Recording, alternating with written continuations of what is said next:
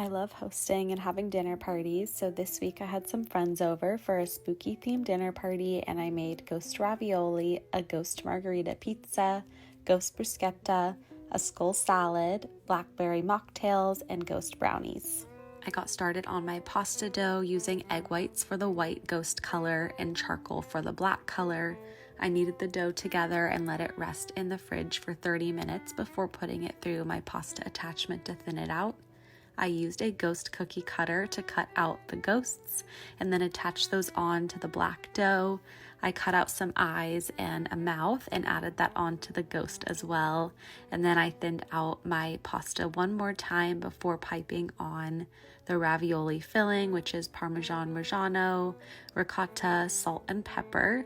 I then cut out each of the ravioli and then I put the finishing touches on the table for the night before I started chopping up some tomatoes for a salad and the bruschetta. I added in some olive oil, basil, salt, and pepper, and then cut up some mozzarella and used the ghost cookie cutter again.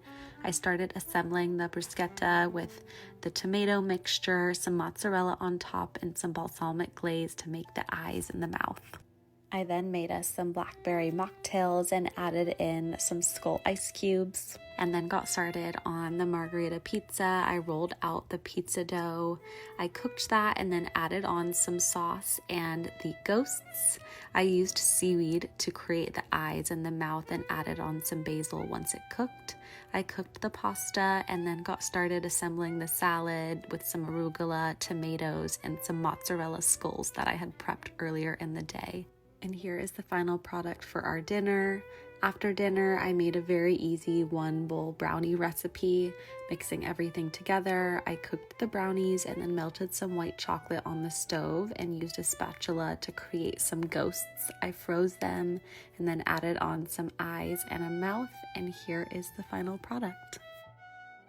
I love hosting and having dinner parties, so this week I had some friends over for a lobster-themed dinner party and I made lobster-themed ravioli, lobster-themed focaccia bread, a watermelon salad, a corn salad, lobster rolls, an heirloom tomato and peach salad, strawberry Hugo spritzes, and for dessert we had watermelon granita and lobster-themed strawberry cake. I got started making my pasta dough and then I made my ravioli filling with ricotta, Parmigiano Reggiano, salt, and pepper. I thinned out my pasta dough and then used a tiny lobster cutter to cut out the red lobsters. I attached those on to the ravioli and then I got started on my focaccia bread.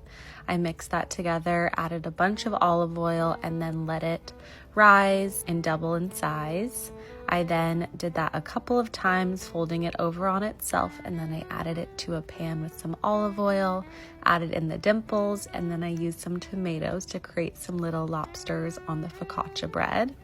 I baked that in the oven, and then I started prepping the corn salad.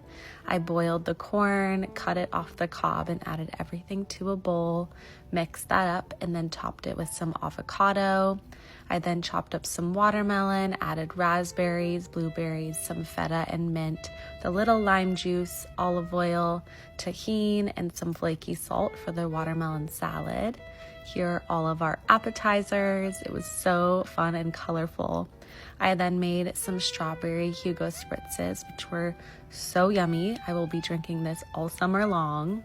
My friends dressed very on theme, which was so much fun. Here's how the ravioli turned out. I boiled the lobster tails, added them to an ice bath, cut them up, and got the lobster meat out. I cut that up, added some butter to the stove, cooked the ravioli, then buttered the lobster rolls, added the melted butter, a little mayonnaise, some chives and garlic to the lobster. Then I browned the lobster rolls and assembled the salad, adding peaches, nectarines, some heirloom tomatoes, and burrata. And here is the final product for our dinner. And then earlier in the day, I blended up some watermelon, lime juice, and mint for the watermelon granita.